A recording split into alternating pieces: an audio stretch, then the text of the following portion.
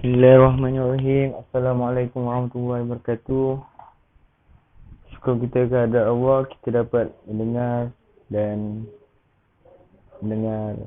ilmu agama ini. Yang berbahagia Dr. Haji Muhammad Azman bin Muhsin, ini pensyarah saya. Saya Muhammad Nuaiman bin Muhammad Sari dan Hafizi bin Abdul Halim daripada Kelas Usuluddin SEM 3 ingin menerangkan tentang metod dakwah Islamiah. Dakwah dari segi bahasa. Dakwah adalah kalimah Arab yang merupakan masdar, ini kata bunda. Berasal daripada perkataan da alif hamzah dan ya alif da. Alif waw. Ya dong. Da alif waw ton. Da watun. Dakwatun. Yang memberi maksud seruan, panggilan atau undangan. Firman Allah Subhanahu wa taala, Bismillahirrahmanirrahim. Wa idza saluka 'ibadi 'anni fa innani qarib uhibbu da'watad da'i idza da'an falyastajibu li wal yu'minu bi la'allahum yarshudun. Surah Al-Baqarah ayat 186. Maksudnya, dan apabila hamba-Ku bertanya kepadamu tentang aku, maka jawablah bahawasanya aku adalah dekat, aku menjawab seruan hamba-Ku yang menyebar doa apabila ia memohon kepadaku. Maka hendaklah mereka itu memenuhi segala perintahku dan hendaklah mereka beriman kepadaku, agar mereka sentiasa berada di dalam kebenaran. Barang siapa yang diseru untuk beragama Islam, yang diseru untuk menunaikan perintah Allah, maka dia wajib menunaikan perintahnya. Yang kedua, dakwah dari segi istilah. Dakwah memberi maksud menyeru atau mengajak manusia untuk melakukan kebajikan dan menuruti petunjuk. Menyuruh berbuat kebajikan dan melarang perbuatan munkar yang dibenci oleh Allah SWT dan Rasulnya agar manusia mendapat kebahagiaan dan keredaan di dunia dan di akhirat. Dakwah bermaksud mengajak manusia kepada melakukan perkara yang baik dan mencegah manusia daripada melakukan kemungkaran. Firman Allah SWT. Bismillahirrahmanirrahim. Wal takum minkum ummatan yad'una ilal khairi wa ya'muruna bil ma'rufi wa yanhauna 'anil munkari wa ulaika humul muflihun. Surah Al-Imran ayat 104. Bermaksud, dan hendaklah ada di kalangan kamu umat yang menyeru kepada kebajikan, menyuruh kepada yang ma'ruf dan mencegah dari yang munkar. Mereka itulah orang-orang yang beruntung. Maksudnya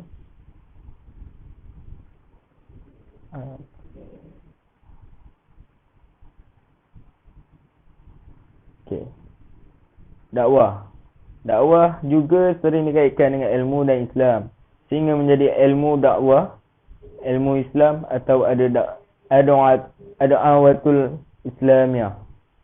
Yang dimaksudkan dengan ilmu dakwah adalah suatu ilmu yang mengandungi cara-cara dan tuntutan untuk menarik perhatian orang lain supaya menganut, mengikuti atau melaksanakan suatu ideologi agama.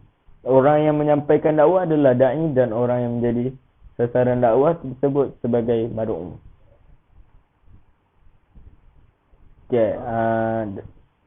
Ilmu dakwah ni ilmu yang mengenai cara tuntutan untuk menarik perhatian yang diseru tu, dan untuk orang yang diseru tu ikut sekali untuk melaksanakan perintah Allah semua. Dan dia ada dua personal orang, kiranya seorang da'i, seorang mad'u. Yang da'i ni dia menyeru untuk melakukan kebajikan, dan mad'u ni dia diseru untuk sama-sama melakukan. Hukum dakwah. Daripada dalil-dalil yang dikemukakan di atas, maka jelaslah bahawa dakwah adalah suatu kewajipan bagi umat Islam. Mengenai jenis kewajipan ini, terdapat perbezaan pendapat di kalangan ulama' sama ada dakwah itu adalah fardu ain atau fardu kifayah. Hukum dakwah ni dia ada dua perbezaan antara ulama. Jom kita tengok slide. Okay, yang pertama fardu ain. Ulama yang lain pula berpendapat bahawa dakwah ialah fardu ain yang wajib dikerjakan oleh setiap muslim menurut kemampuannya. Dan ini adalah berdasarkan kepada dakwah ni dijatuhkan fardu ain disebabkan mengikut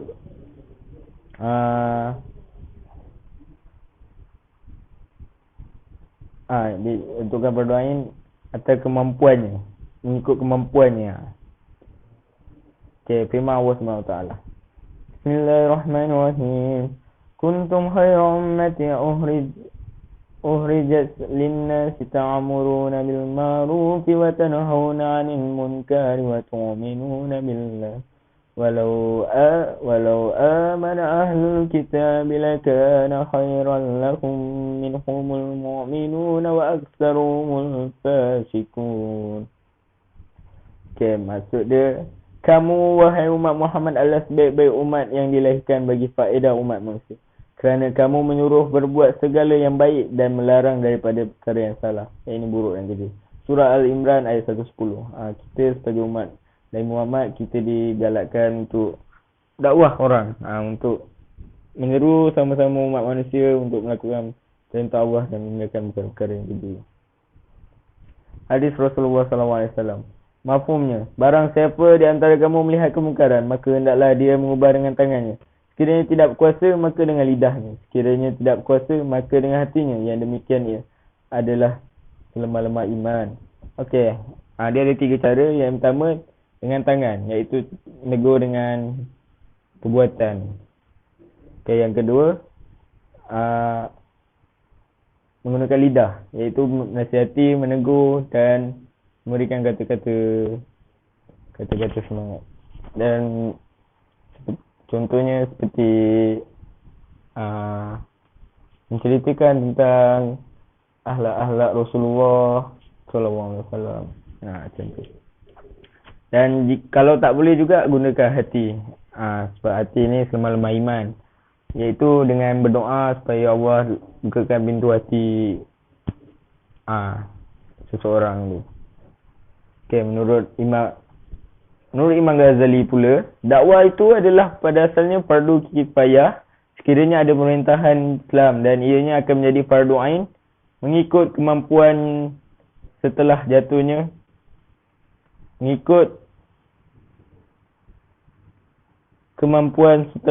Khalifah Islamiyah.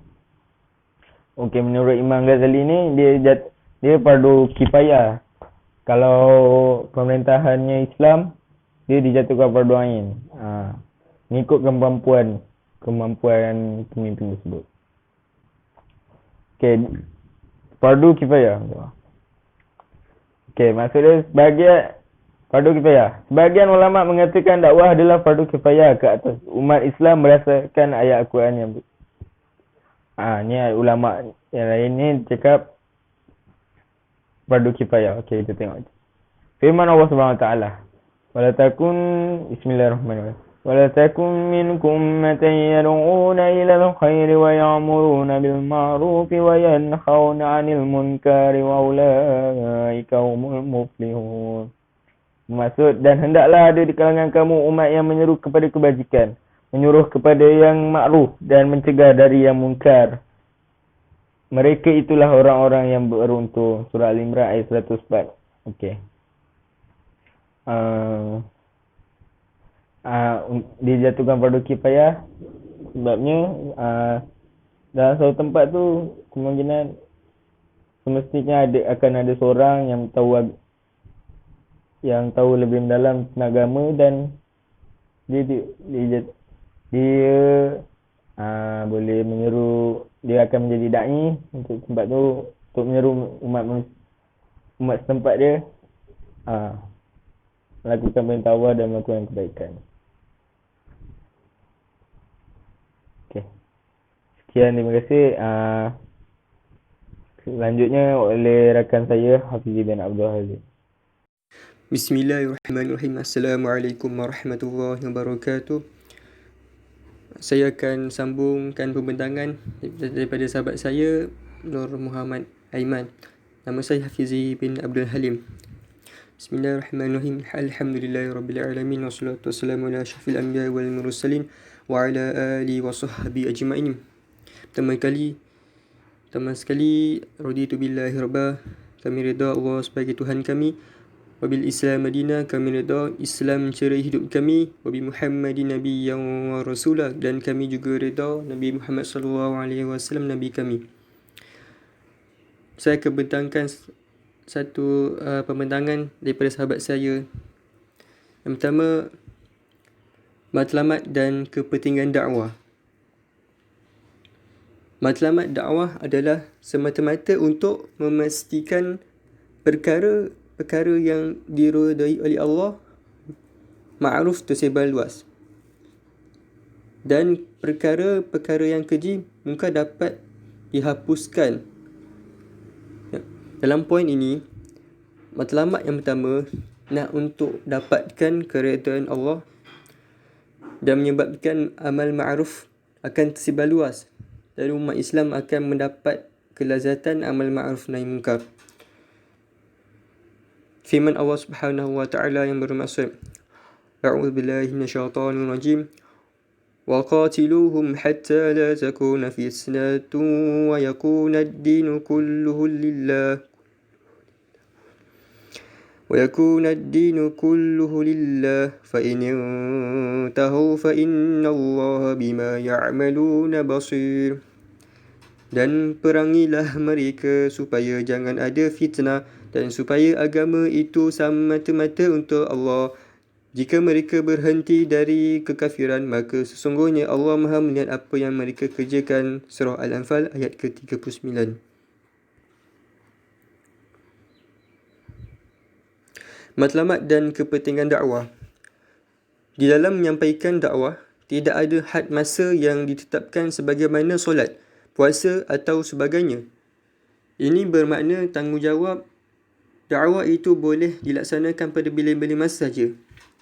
Maksudnya, dakwah ni tak ada waktu yang ditetapkan, tak ada masa ditetapkan, tak ada waktu hari yang ditetapkan.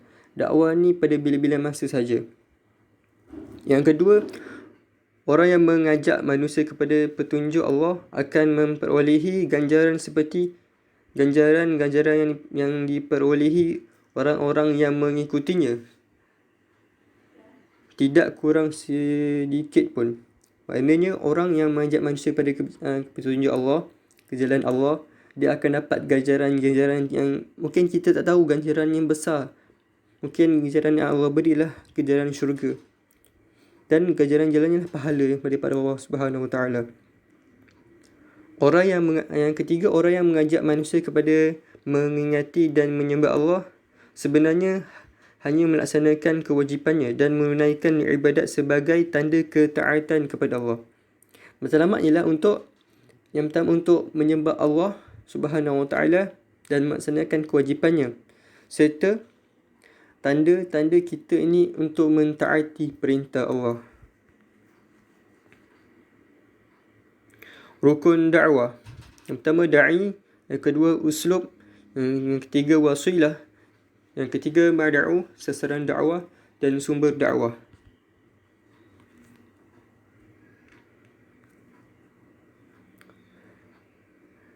Da'i ialah orang yang mengajak manusia kepada petunjuk Allah akan memperolehi ganjaran seperti mana ganjaran-ganjaran yang diperolehi orang-orang yang mengikutinya, tidak kurang sedikit pun. Orang yang mengajak da'i lah orang yang mengajak kepada kebaikan, kepada petunjuk Allah, kepada jalan keredaan Allah, jalan keselamatan Allah, yang menyebabkan dia ni selamat. Da'i ialah orang yang mengajak ke jalan yang benar. Yang kedua, orang yang mengajak manusia kepada mengingati dan menyembah Allah. Da'i ialah orang yang mengajak dan mengingati segala perintah Allah dan segala larangan-larangan Allah. Sebenarnya hanyalah melaksanakan kewajipannya dan menunaikan ibadat sebagai tanda ketaatan kepada Allah Subhanahu Wa Taala. Seterusnya, uslub dakwah. Uslub dakwah ialah jalan dakwah. Jalan dakwah ialah amal yang dilakukan oleh da'i untuk menjayakan misi operasi dakwah.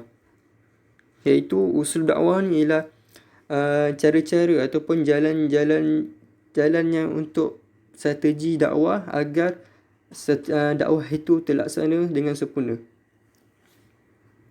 Antara uslub dakwah ialah yang pertama, menerangkan dan menafsirkan usul dakwah. Yang kedua, membandingkan dan di antara antara dakwah yang benar dan batil, iaitu menjelaskan bahawa dakwah yang benar ialah mengikut syariat Rasulullah SAW, dan dakwah yang sesat ialah golongan-golongan yang jauh daripada Nabi SAW dan menyebabkan mereka ni tersesat, seperti Syiah, seperti yang ajaran sesat Ayah Bin dan sebagainya. Yang ketiga, mengikat persaudaraan dan mempersiapsiagakan mad'u, ialah sasaran dakwah. Ialah mengikat persaudaraan dan persiapkan dari segi untuk sampaikan dakwah, persiapkan dari segi dapat kejayaan dalam dakwah itu. Wasilah ialah amal yang dilakukan oleh para da'i untuk menjayakan usul dakwah. Wasilah ialah amal ataupun perbuatan mereka ni yang menyebabkan menjayakan dakwah dengan untuk menjayakan usul dakwah.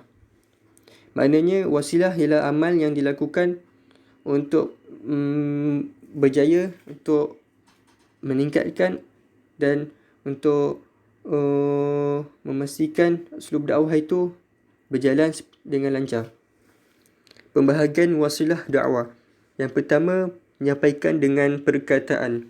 Seperti kita menasihati dengan lidah kita, sahabat-sahabat kita, menegur, berkata-kata dengan kata yang baik yang berlandaskan Al-Quran dan Al-Sunnah.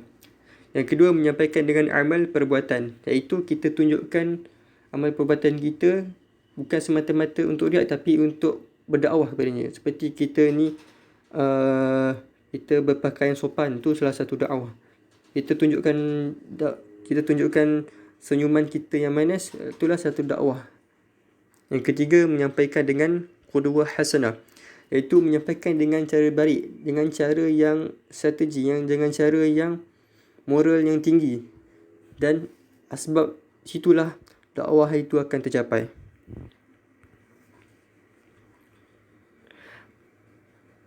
Mad'u, sasaran dakwah. Ma'ad'u ialah sasaran dakwah. Yang pertama, dalam keadaan berdakwah kepada orang yang tidak tahu atau orang awam, iaitu kita ni sasaran dakwah dalam ni ialah kita berdakwah kepada orang yang tidak tahu, iaitu orang awam. Orang awam ni ada jenis iman waram, iman awam yang menyebabkan mereka ni kurang ilmu. Maka kita kena sampaikan ilmu dan dakwah. Yang kedua, dalam berdakwah kepada golongan orang yang hatinya lemah, seperti wanita, anak-anak seperti anak yatim, orang miskin, orang yang tertimpa musibah, orang sakit dan lain-lain sebagainya. Yang ketiga, dakwah yang dilakukan bapa kepada anak, iaitu ayah menasihati anak dan mengajar anak, didikan daripada kecil lagi agar anak ni, asbab kita ni dapat sampaikan dakwah bersama-sama dengan anak dan ayah. Dan ibu bapa mestilah bertanggungjawab memastikan didikan anak-anak agama akan mendalam kepada dalam diri mereka. Dan dakwah kepada sahabat, saudara kandung dan sahabat-sahabat di antara mereka sendiri. Sumber dakwah. Yang pertama, Al-Quran, dan yang kedua, Al-Sunnah. Al-Quran menurut Dr. Abdul Karim Zaidan dalam sebuah kitabnya Usul Da'wah, Kesemua ayat Quran yang mengandungi suruhan atau tuntutan untuk berdakwah turut ditujukan kepada Nabi SAW. Dalam ayat Quran yang mengandungi suruhan atau tuntutan untuk berdakwah turut ditujukan kepada seluruh umat Islam. Seluruh, ya ayuhan nas, ya ayuhal mu'minun, orang-orang beriman, orang-orang Islam. Kerana pada dasarnya setiap perintah yang ditujukan kepada Nabi SAW adalah merangkumi umatnya sekali. Melainkan terdapat pengecualian yang khusus dalam ayat-ayat tersebut. Dalam dalil Quran surah Al-Imran 110 bermaksud, kamu wahai umat Muhammad adalah sebaik-baik umat yang dilahirkan bagi faedah umat manusia. Kerana kamu menyuruh berbuat segala baik dan melarang daripada perkara yang salah, buruk dan keji. Iaitu dalam Quran ini surah Al-Imran menjelaskan bahawa umat Nabi Muhammad ni adalah umat yang terbaik. Dan umat Nabi Muhammad SAW adalah umat yang boleh menyeru kepada kebaikan dan boleh menyeru kepada mencegah daripada keji dan mungkar untuk selama-lamanya. Al-Sunnah, hadis Rasulullah SAW, dalilnya ialah barang siapa di antara kamu melihat kemungkaran dari pengubah dengan tangannya, dia mengubah dengan tangannya. Tetapi sekiranya tidak berkuasa maka dengan lidahnya. Sekiranya tidak berkuasa maka dengan hatinya. Demikian itu adalah selemah-lemah iman. Kadang-kadang kita nampak orang di tepi jalan, kadang-kadang nak tegur, rasa bersalah kan. Nak tegur dengan tangan kita tak mampu. Tapi dengan kuasa, mungkin kita tak ada kuasa, tapi dengan lidah kita ni pun kita tak mampu. Tapi kalau tak mampu sekali daripada tu, maka kita bencilah daripada hati kita, doakanlah mereka. Dan kita berdoa agar mereka ni dapat hidayah dan dapat taufik daripada Allah Subhanahu Wa Taala. Ya, demikian itulah selama-lamah iman. Subhanallah. Dan sabda Nabi Muhammad SAW, sampaikanlah dariku walaupun hanya sepotong ayat. Ini hadis yang kita selalu kenali. Sampaikanlah walaupun dengan satu ayat. Alhamdulillahirrabbilalamin. Saya rasa cukup setakat ini. Terima kasih daripada doktor dan sekali sahabat-sahabat saya. Assalamualaikum warahmatullahi wabarakatuh.